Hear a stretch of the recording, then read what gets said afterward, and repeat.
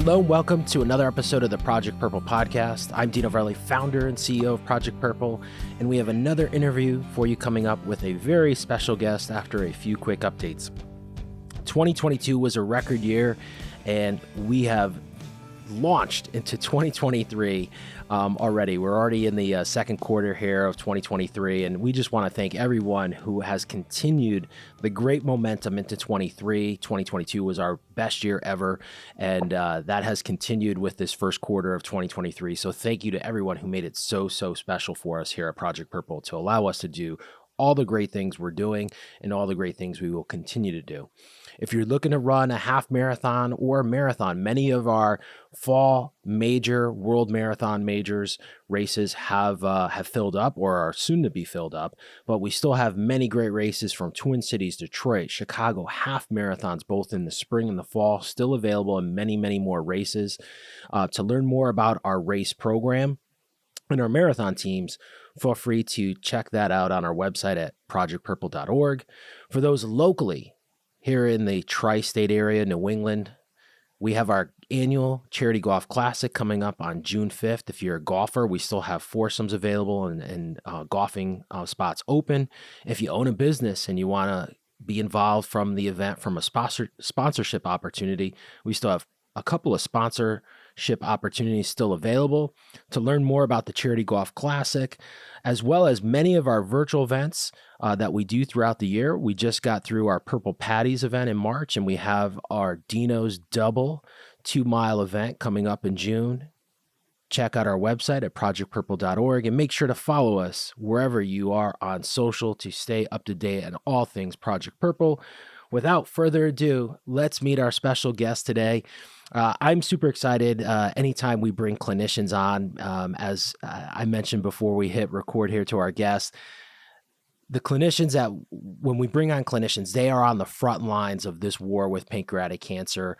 And anytime we have clinicians on, it gets me really excited because we get to share kind of some of the latest and greatest of things that are happening in the field. And with us today, coming to us all the way from Columbia in New York City, is Dr. John Chabot, Vice President, Columbia Doctors, Chief Division of GI and Endocrine Surgery, and the Executive Director of the Pancreas Center at Columbia. Welcome to the Project Purple podcast, Dr. Chabot. Thanks, Dino. So full disclosure, I say a couple terms a lot. Full disclosure is one of them. Loaded questions is another one that's going to be coming soon. We met a couple years back. We were just reminiscing here before we hit record. Project Purple was fortunate to work with a researcher at Columbia on your team, Dr. Ken Olive, who's a researcher in the lab. We gave him a small grant. I say small. It was a big amount for us at the time, but when we think of research dollars into the millions, and it was a $150,000 grant, which is a lot of money, but small in terms of what it takes to really put a huge dent into this disease. But we met years ago, and we were saying it was kind of like, COVID, anything before COVID seems so far ago. And I'm excited to have you here because you guys, I would say this outside the podcast, you guys have an amazing team there in the city. We've referred a lot of people. I've referred family, friends to you guys throughout the years. We just had a previous guest who just came through there. We won't mention his name because of HIPAA, but we've had a great relationship with the center there, referring patients and families throughout the New England area, quite frankly, down to you guys. And I'm super excited to get you here on the podcast to talk about all the great things you're doing there at Columbia and in the space. So with that, the first segment here for our podcast is really for our guests to give their kind of background. And I'll preface it as saying, you can go as far back as you want, or you could say as high level as you want. With that, the microphone is yours, Dr. Chabot, to share your background with our audience. Well, I'll spare you elementary school. But before we talk about my history, just a couple of points that come out of your intro. I do think we have put together a spectacular team at Columbia that's focused on pancreatic cancer, and that goes all the way from our dedicated, focused pancreatic cancer researchers through all of the clinicians, the nurses, the medical assistants, the doctors, and our staff. And we talked a little bit about this before going on air. I am incredibly proud of our staff in the way they interact with patients. They not only value the patient's time and take care of them efficiently and get things scheduled for them quickly, but they do it with an unbelievable degree of kindness. And that kindness, people can really feel the difference. So I am incredibly proud of the team that we've put together across the board. Please don't belittle a gift of $150,000 for research. Yes, it takes millions of dollars to do research, but those millions of dollars are made up of generally much smaller grants and gifts. And we need those desperately. So please be proud of that grant that you gave to Ken Olive. Okay, so you want to talk about me. Let's start with medical school. I went to medical school at Dartmouth and developed my interest in becoming a surgeon that wanted to focus on the pancreas while in medical school. And people often ask me, well, why would you pick something that difficult? And actually, that's probably the reason, because when I was in medical school, the dictum, the lore was, as a surgeon, you want to stay as far away from the pancreas as you can. You're not going to be able to do much good, and you can definitely do harm. And so, why not figure out how to do that better if you're starting at such a low bar? And that's, to a great extent, I think what motivated me to start to do what I do today. I moved to Columbia for internship. And if anybody's wondering what it's like to move from idyllic Hanover, New Hampshire to a walk up on 165th Street, it is an abrupt change in one's life. And I had every intention of moving back to someplace more civilized than Upper Manhattan. But I have remained at Columbia ever since internship. And to a great extent, the thing that keeps me there are the patients and the colleagues that I get to work with. So it took a long time to become an accomplished pancreatic surgeon, but I worked my way through it. And ultimately, about 15 years ago, realized that just being a pancreatic surgeon doesn't serve our patients in the way they need to be served. And that's when the concept of the Pancreas Center developed. And to a great extent, I modeled it on the way doctors team together to do really complex things like liver transplantation. And we put teams together of dedicated specialists. And over a long time, we developed real strength at every position. And that allowed us to really take comprehensive care of people through whatever stage of pancreatic cancer they were encountering. We had somebody who was really, really good at what they do.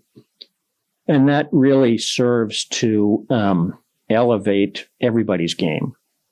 When you know your colleague down the hall is doing it as well or better than anybody in the world, you're going to elevate your game.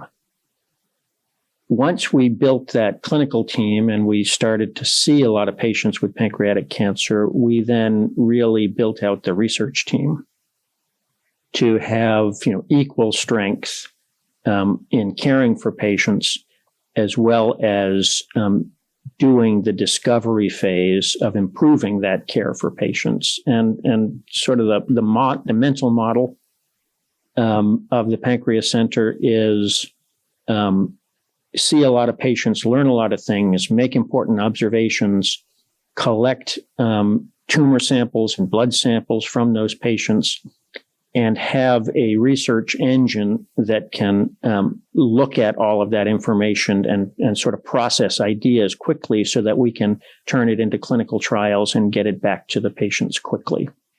And that's what we're really trying to do, is learn as much as we can from every patient and bring as much of our research back to patients as quickly as we can, and obviously in a safe way.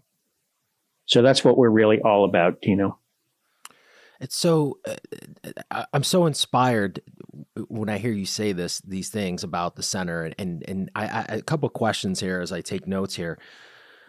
What was that cell like? Because I'm sure you had to go to someone at the cancer center to say, hey, this is what I think we should be doing. This is the vision. Now, if 2023, this is a no-brainer, right? Like this is where medicine has gone.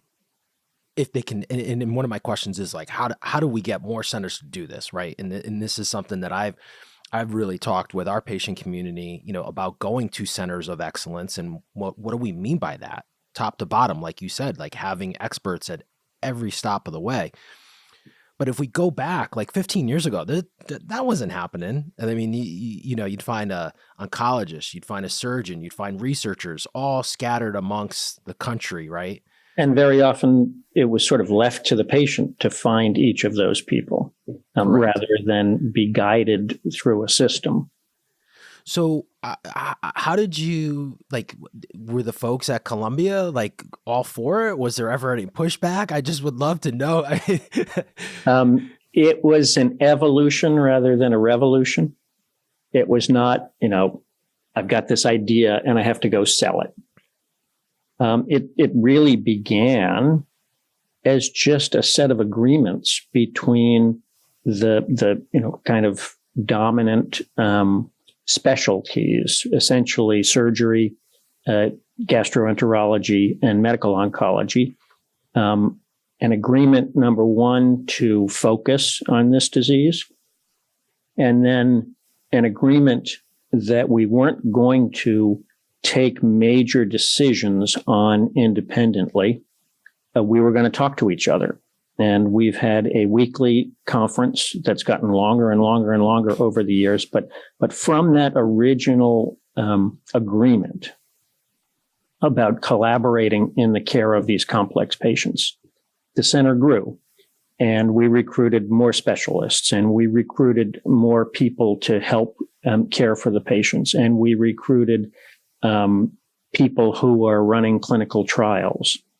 And eventually, through guerrilla warfare, because major academic medical centers are built around departments, not around diseases. Mm-hmm. And every department is allocated space, for example. So through a lot of guerrilla warfare and persistence and being annoying to people, we got all of our doctors co-located into one space. So we share exam rooms with, God forbid, somebody from another department. We share staff. We have, the same front desk people. So everybody still, exists in the framework of the university within their own department. But everybody's working geographically close to each other.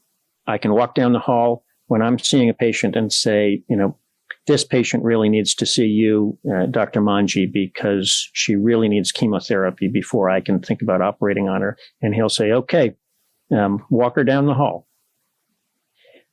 So it's been a long, steady process of evolving this thing to make it better and better. Well, I compliment to the persistence, because I know that sometimes it's not easy, right?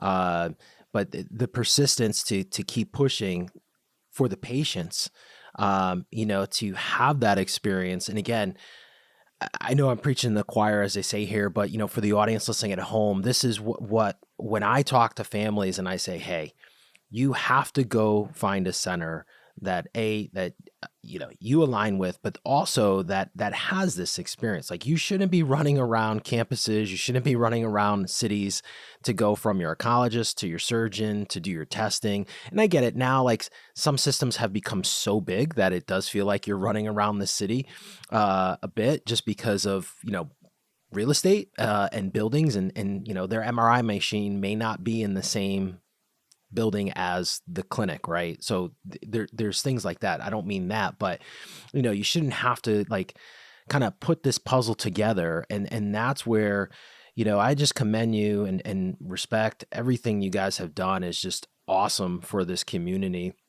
And it speaks volumes to, what the patients, as we said, have just a great experience, patient experience with working with you guys at Columbia. We're also fairly flexible, and what I mean by that is very often patients live at a significant distance, or even if it's not far geographically, travel around the New York metropolitan area is challenging. So it's not uncommon for us, for example, to have a patient have a medical oncologist in our center, be a consulting oncologist, but get most of their chemotherapy close to home through a local oncologist. And that gives them the best of both worlds. Yes, we want them in the center. We want them seen. We want our dedicated pancreatic cancer specialty oncologists to making the big decisions and dealing with problems if they arise. But that doesn't mean that every single thing that a patient needs has to be delivered on our campus. So we try to be flexible in that way for people. And you also mentioned before we hit record about telehealth, right? You guys are still doing a fair amount of telehealth. So for the audience listening, again, to your point, like you don't necessarily have to be in Manhattan to consult and to work with you guys. They could do it from afar as well. And you said, what was the percentage again? I think you said about 25% is still. For my practice, it's about 25%. Wow. I can't operate through a computer, but we can do a lot of the other things that we need to do. Overall, for Columbia doctors, for our entire faculty, it's still 19% of the visits are done by telehealth. It gives us a few advantages. If, for example, I'm seeing a follow-up patient and I really just need to see their CAT scan and talk to them about any symptoms that they might be having, we can upload their CAT scan. I can see them by telehealth. It's very efficient for the patient. I give them the good news that their CAT scan is clean, and they've not wasted hours and hours getting back and forth to the medical center.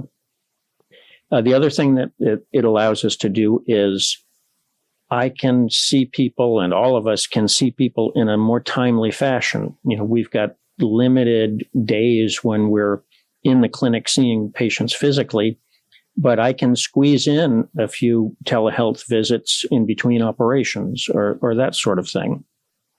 So it allows us to be more timely in getting patients seen. And as you know, when you're diagnosed with this disease, it seems like time is of the essence, and we need to respect that emotional response.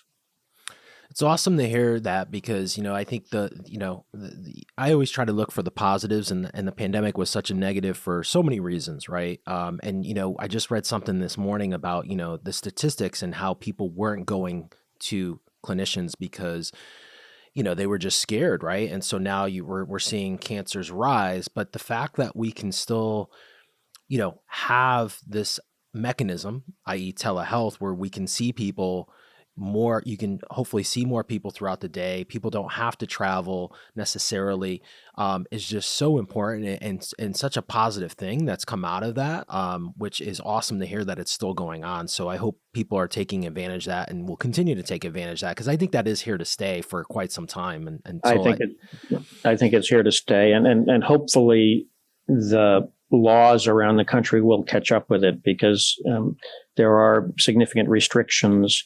I'm licensed in a number of different states, so I can do it across the tri-state area. And Florida's got a rule where if you just register with them, you can do telehealth visits in Florida. But most states you have to be licensed, and we need those rules to actually catch up with the modern world. Is that an insurance thing, Dr. Chabot, or is that more of a licensing thing? It's a state licensing thing, and you're considered to be delivering care in the place where the patient is staring at their computer.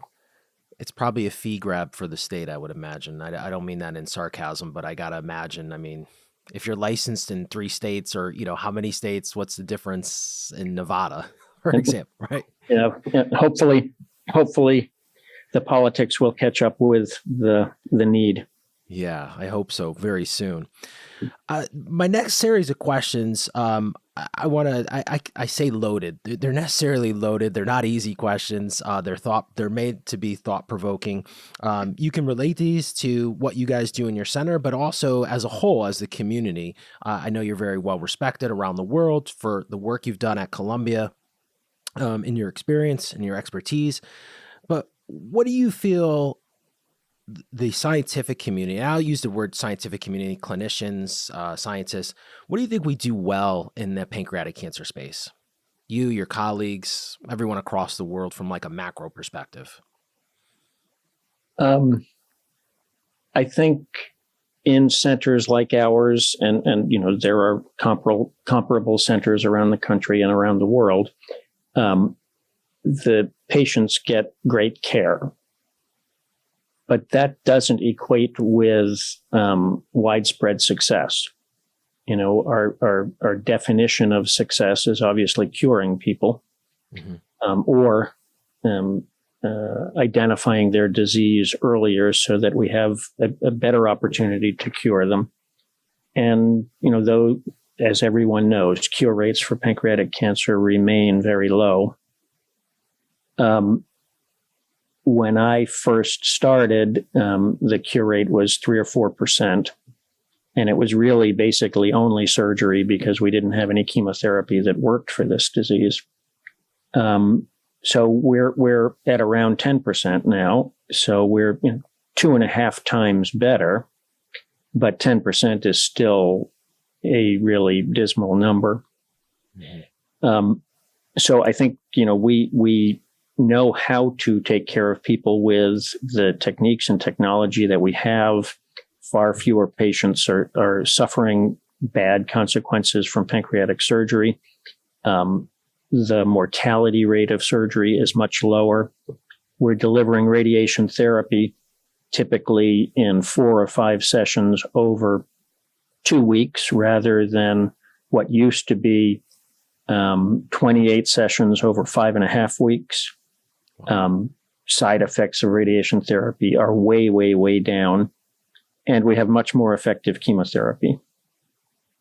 What we don't have is effective immunotherapy, which has revolutionized care in so many aspects of cancer.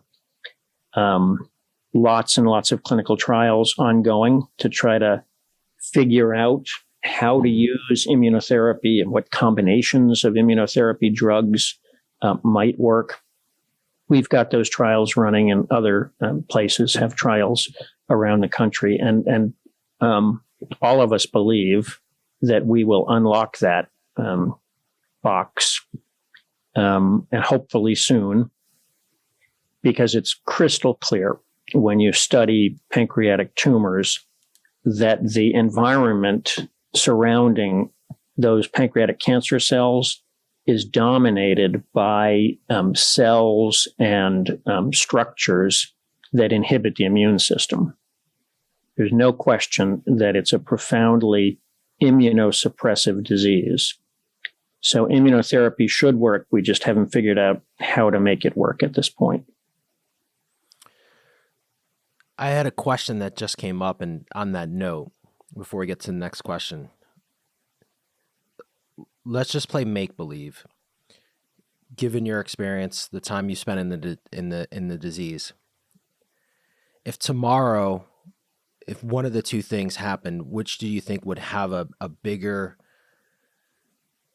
impact on positive outcomes of raising life expectancy, a vaccine slash immunotherapy or early detection? Early detection. The immunotherapy is in some cancers really, really improving outcomes, but the profoundly bad statistics around pancreatic cancer are primarily about late detection. So if we could come up with a blood test or a set of blood tests that could be used to effectively screen the entire population, and we screen the entire population for other cancers using various modalities, colonoscopy, mammography, PSA, pap smears.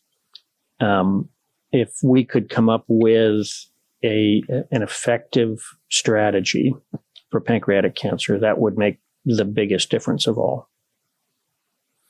Yeah, I mean, everything, I know the immunotherapy, I know the other cancers have had really good success, and we haven't seen that yet in pancreatic cancer from a large degree.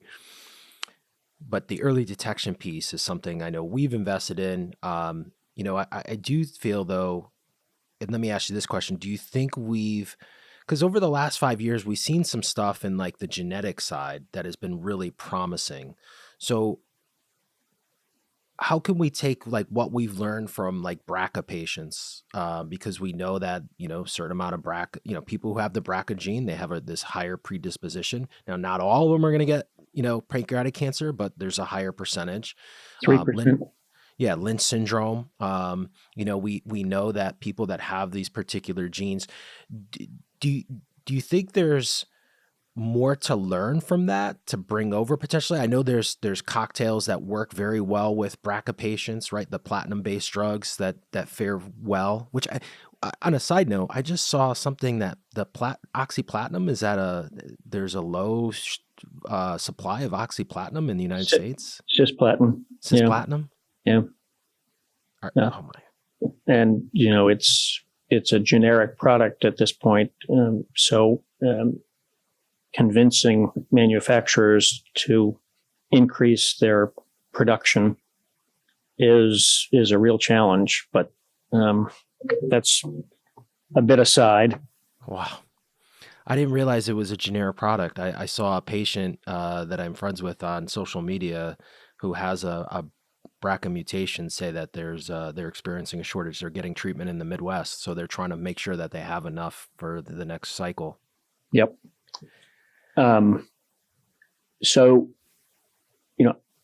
We know that about 15% of people who get pancreatic cancer have either a family history that makes it clear that family is at risk based on either genes we know about or genes we don't know about.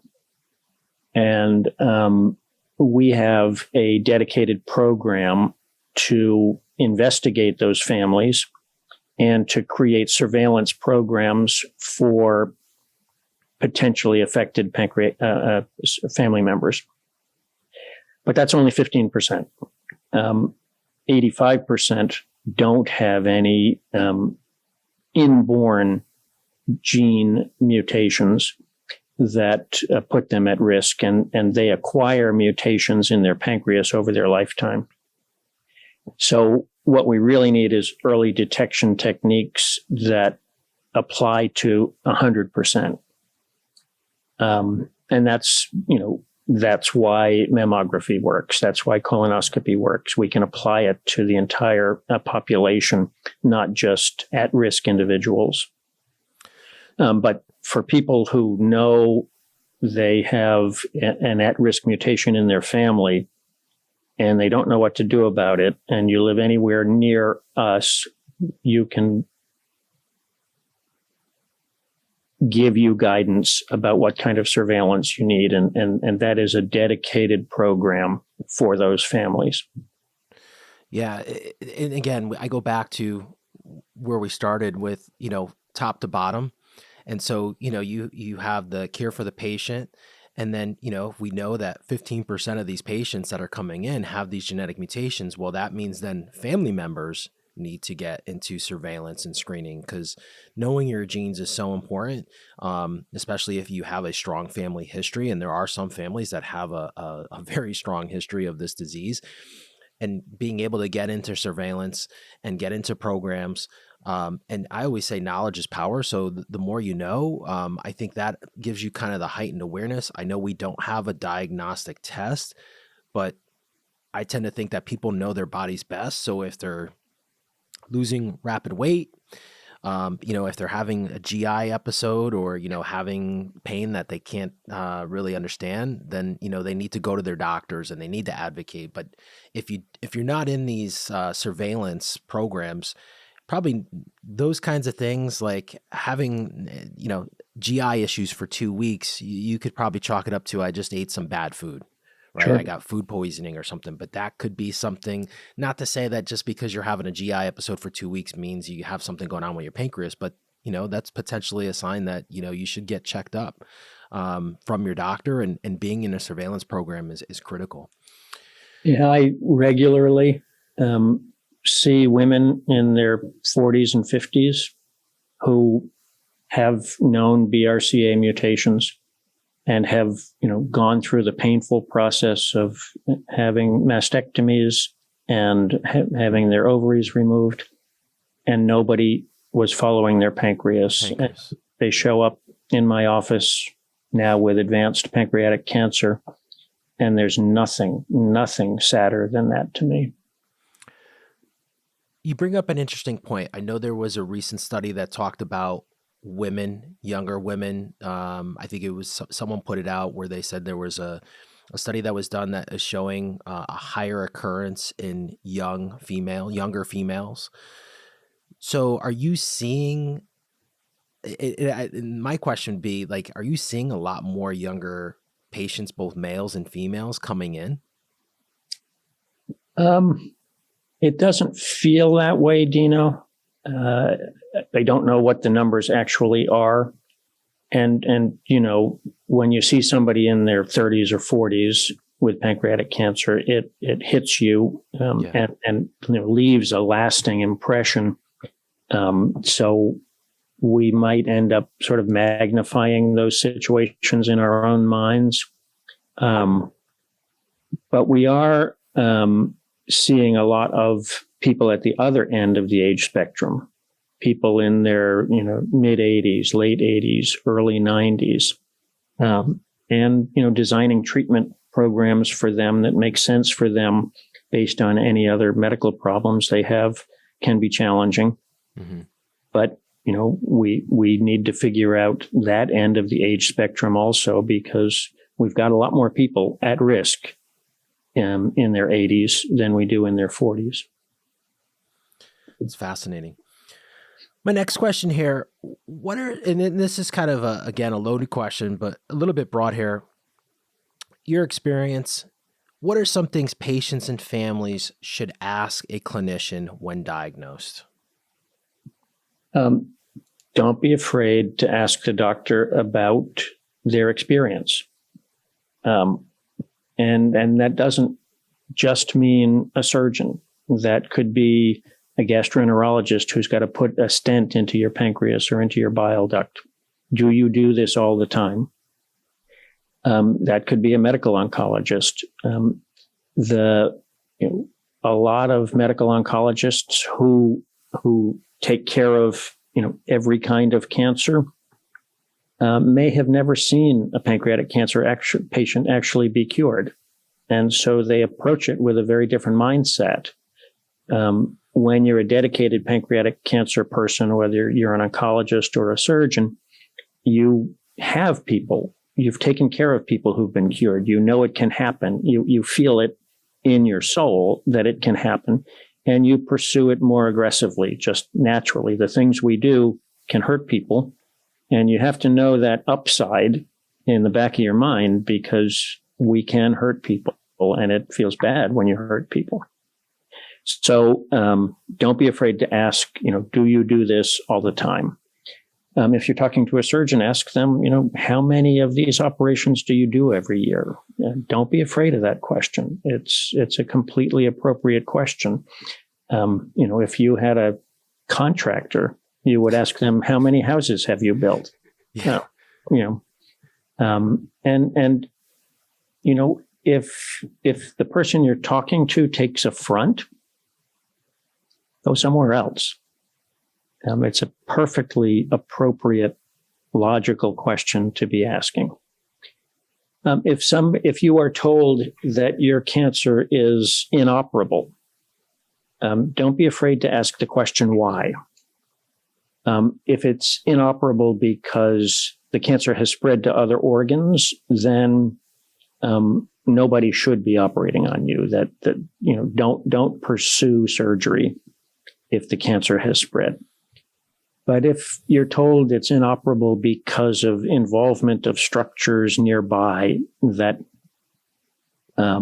there's concern about in terms of doing a safe operation, that's when you really want to find a center that does a lot of pancreatic surgery and has pursued these kinds of more complex operations than the traditional pancreatic operations. That's when we use a lot of pre-treatment strategies, both chemotherapy and radiation therapy, to try to minimize the kind of surgery that's required, but also be ready to do what it takes that is safe to go ahead and get those more complex tumors out. So those are, two of the important things to be thinking about and asking about. What's the team's experience? And if you're told that your tumor's inoperable, ask why. I love it. On that same note, second opinions. Do you think that people should always get a second opinion? Most of the time.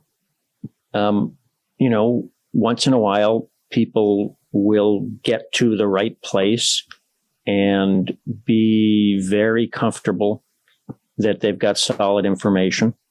And, they may have family members who have experience there, that sort of thing. But most of the time, I think it's smart to get more than one opinion. It's not smart to get 5 or 6 opinions because there's going to be something subtly different in those opinions.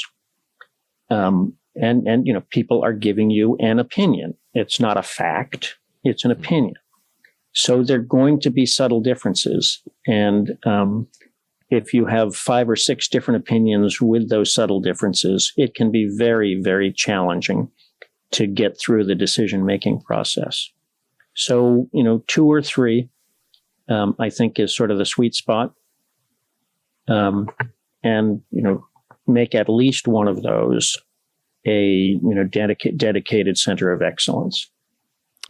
Yeah, you just hit it right on the head. It's not a fact, it's just an opinion. And I think what happens is I've seen families like they go through 5, 6 centers, and I don't know if they are looking for what the answer may be, but again, they're just opinions, they're not facts.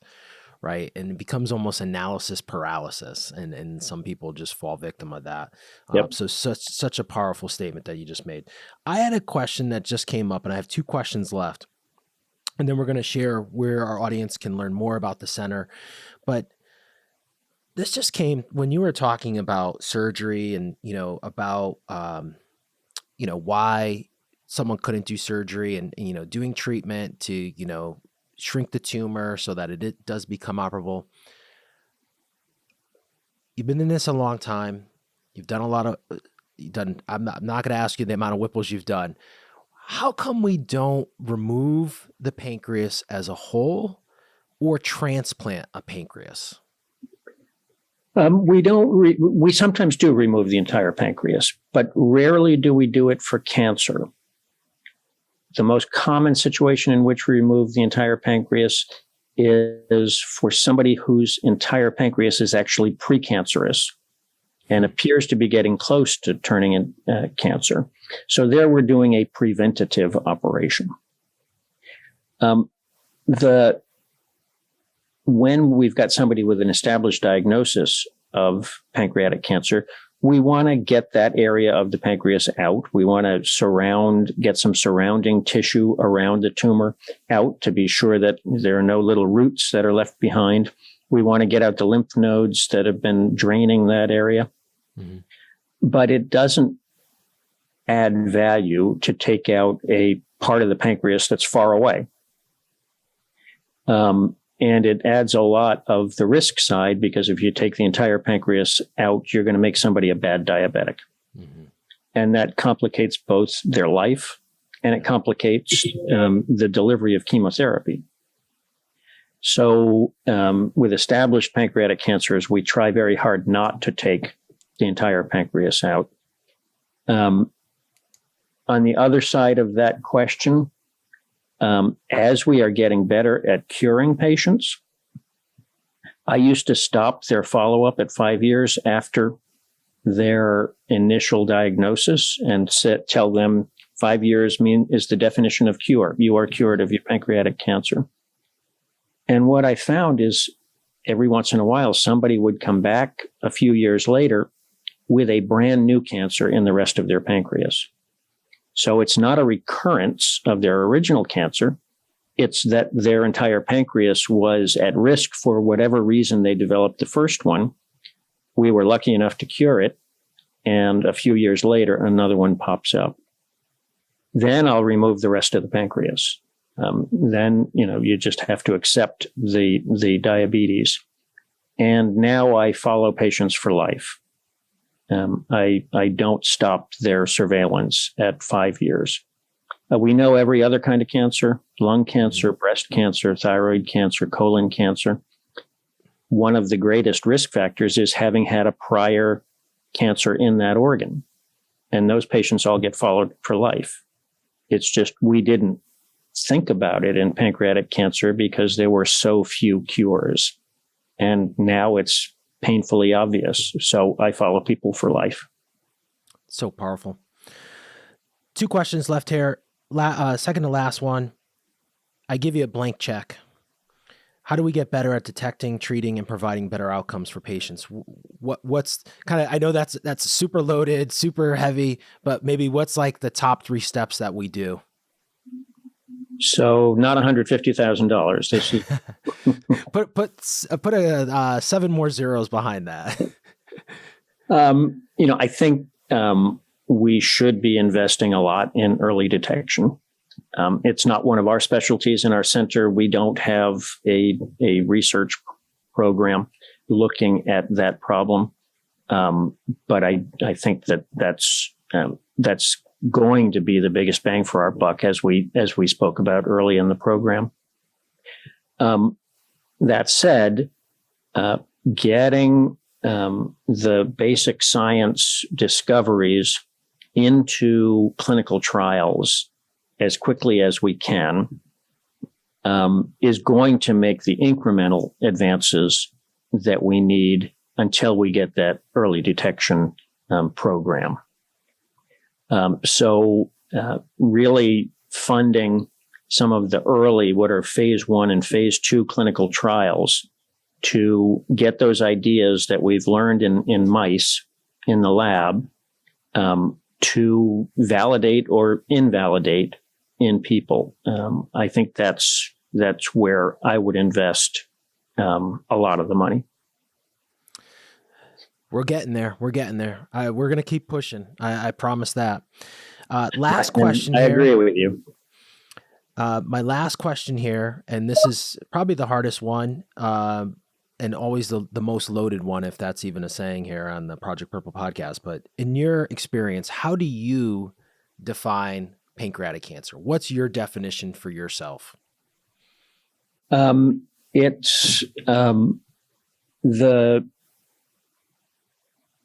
development of pancreatic cells' ability to invade into spaces they don't belong and multiply without control. So that really encompasses two things. It means growing a mass, but it also means that invasion process, the ability to spread. And in general, that's what people die from, is the spread of pancreatic cancer. And that's all about the early detection thing, because more than half of people, when they're diagnosed with pancreatic cancer, it has already spread to other organs. It's awesome. Awesome answer.